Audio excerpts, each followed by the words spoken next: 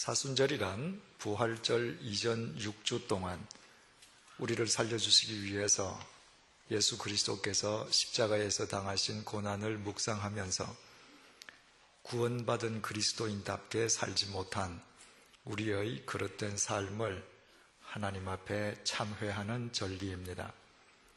그리스도인들이 참회와 금식으로 부활절을 맞는 것은 2000년 전 초대 교회 때부터 유래된 전통이었습니다. 그래서 4세기에 교회가 오늘날과 같은 사순절을 제도적으로 실시하기 시작했을 때 교회는 교인들로 하여금 의무적으로 금식과 금욕을 행하도록 했습니다.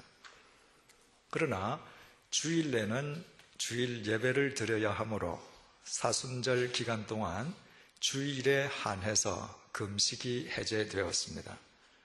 결과적으로 사순절 6주, 즉 42일 동안 금식이 해제되는 주일 6날을 제외하면 실제의 금식일은 36일에 지나지 않게 되었습니다.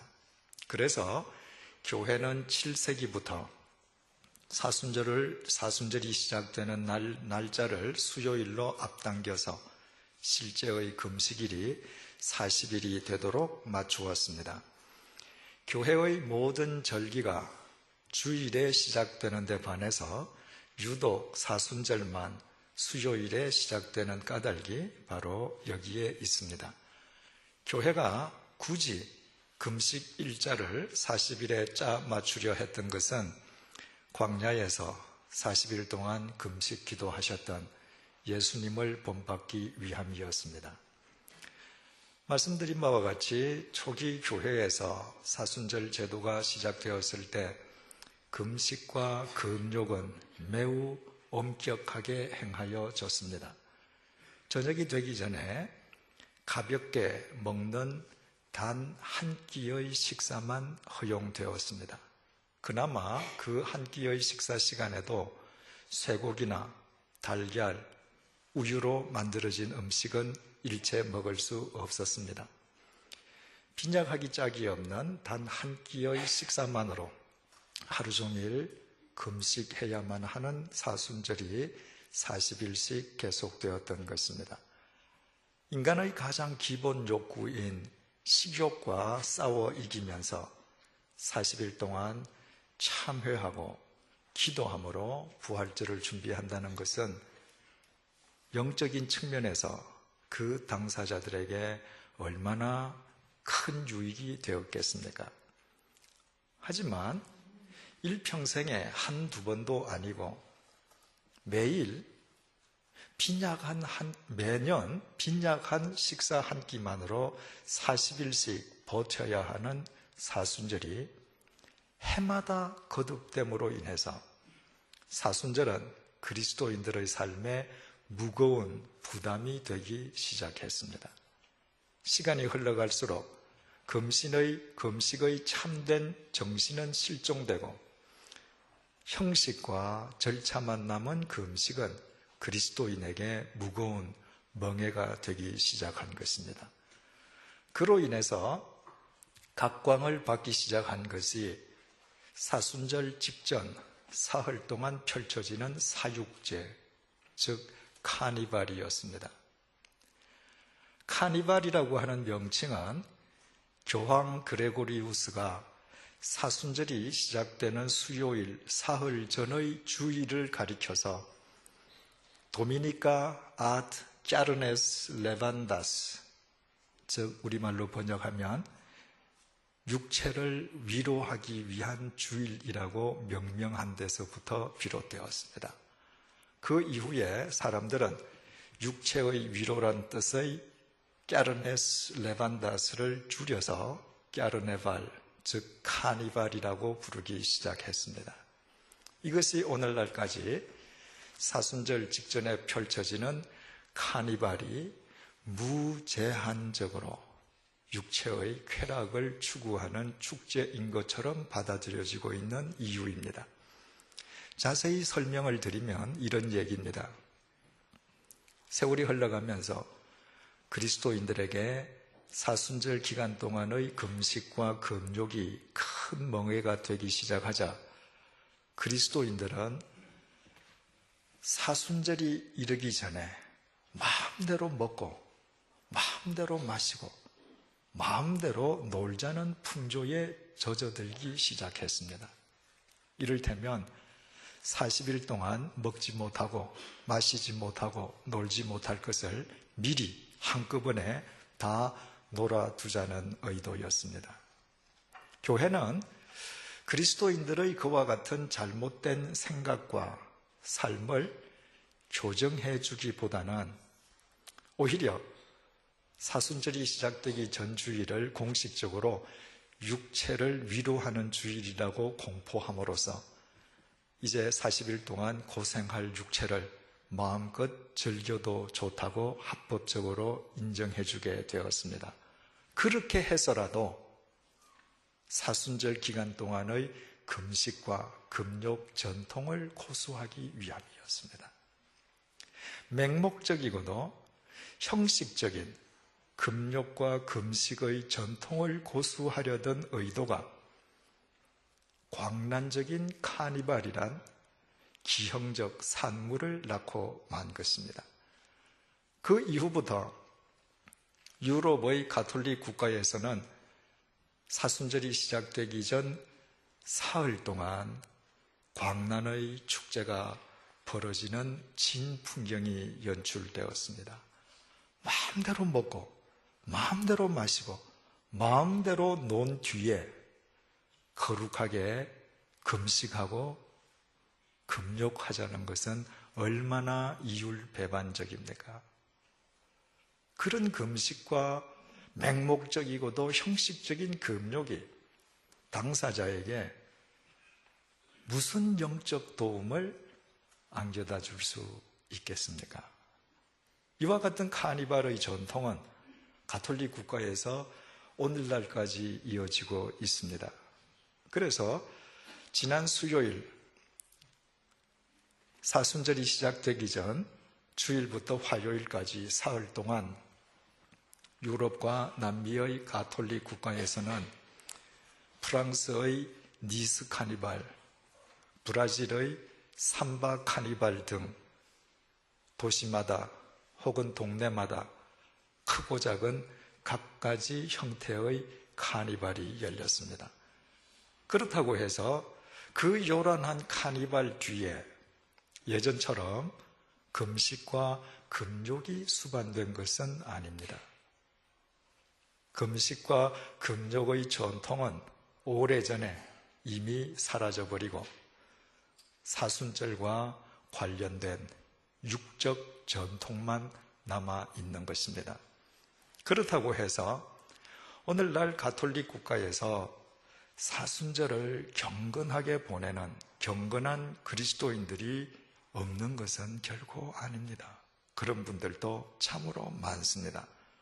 그러나 가톨릭 국가에서 광란의 카니발에 참여하고 그치는 것으로도 자기 자신을 가톨릭 신자라고 믿고 있는 대다수의 사람에 비한다면 그런 경건한 가톨릭인의 숫자는 미미한 정도에 지나지 않습니다.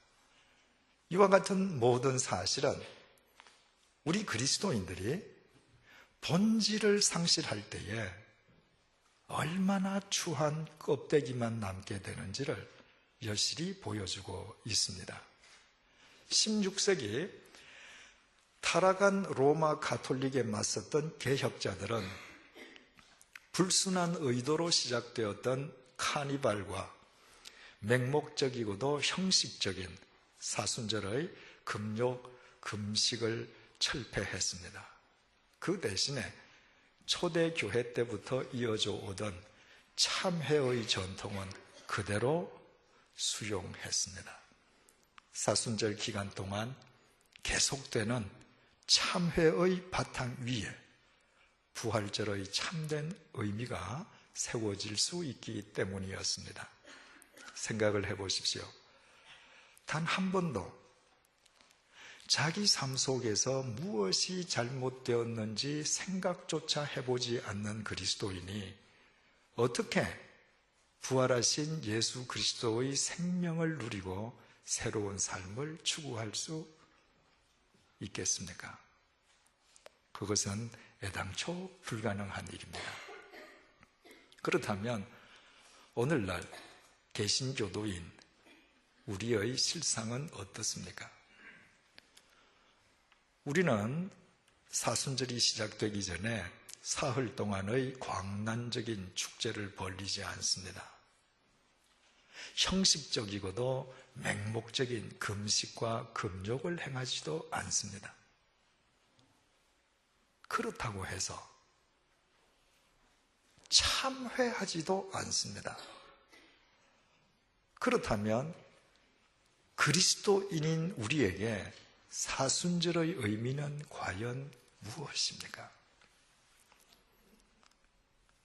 개신교도인 우리에게 만약 사순절이 아무런 의미도 지니지 못한다면 그것은 예수 그리스도의 고난과 부활이 우리의 삶 속에서 아무런 의미를 지니고 있지 못함을 뜻하고 있습니다. 그렇게 해서야 우리가 일평생 동안 100번의 부활절을 맞는다 할지라도 우리가 어떻게 참되고 성숙한 그리스도인으로 살아갈 수 있겠습니까? 우리가 정녕 예수 그리스도께서 십자가에서 돌아가심으로 우리의 죄값이 치러졌고 예수 그리스도의 부활의 생명 안에서 우리가 영원한 구원을 얻었음을 믿는다면 참회하는 것으로 부활절을 준비하는 그리스도인들이 되어야만 합니다. 참회만이 부활하신 예수 그리스도의 생명을 담는 영적 그릇이 되기 때문입니다. 그렇다면 참회의 절기인 사순절 첫째 주일을 맞이해서 우리가 구체적으로 무엇을 하나님 앞에 회개해야 하겠습니까? 오늘의 본문 말씀이 그 가이드라인을 제시해주고 있습니다. 40년 동안이나 양치기 생활을 하였음에도 불구하고 나이 80이 이르기까지 자기 소유의 양 한 마리도 지니고 있지 못했던 빈털털이 노인 모세가 시내산에서 하나님을 만났습니다. 자신이 평소에 익히 알아온 자기 조상의 하나님이었습니다. 관념적으로만 알던 하나님을 인격적으로 만나 뵙는 순간 모세는 기뻐하기보다는 도리어 두려움에 사로잡히고 말았습니다.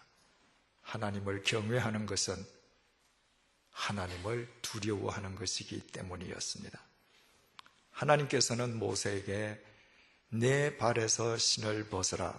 내가 선 곳은 거룩한 땅이라 말씀하셨고 우리는 지난 시간에 그 말씀의 의미를 깊이 숙고해 보았습니다. 하나님께서는 오늘 본문 34절을 통해 계속 이렇게 말씀하셨습니다. 내 백성이 애굽에서 괴로움 받음을 내가 확실히 보고 또 탄식하는 소리를 듣고 그들을 구원하려고 내려왔노니 하나님께서 분명하게 말씀하셨습니다. 내가 확실히 보고 내가 들었다는 것입니다. 우리말 확실히 보고로 번역된 헬라어 원문 이돈 에이도는 보고 또 보았다는 의미입니다. 하나님께서는 그냥 스치듯 건성으로 보거나 단 한 번만 보신 것이 아니었습니다. 하나님께서는 오래전부터 쭉 보아오셨고 또 정확하게 보고 계셨습니다. 대체 하나님께서 무엇을 보고 또 보셨고 들으셨다는 말입니까? 이집트에서 고통당하고 있는 당신의 백성들의 괴로움과 그들의 탄식을 보고 또 보고 들으셨다는 말씀이었습니다. 하나님께서는 그 고통과 탄식을 보고 들으시는 것으로 그치시지 않았습니다. 하나님께서는 내가 보고 내가 듣고 내가 그들을 구원하기 위해 내려왔다고 말씀하셨습니다. 우리가 믿는 여호와 하나님께서는 나무나 돌로 만든 인간의 조각품이 아닙니다. 하나님께서는 우리의 삶을 보고 또 보시고 우리의 가장 작은 신음소리에도 귀를 기울이시고 죄와 사망, 고통과 탄식으로부터 우리를 구원해내시기 위해 우리의 삶 속에서 역사하시는 살아계신 하나님이십니다.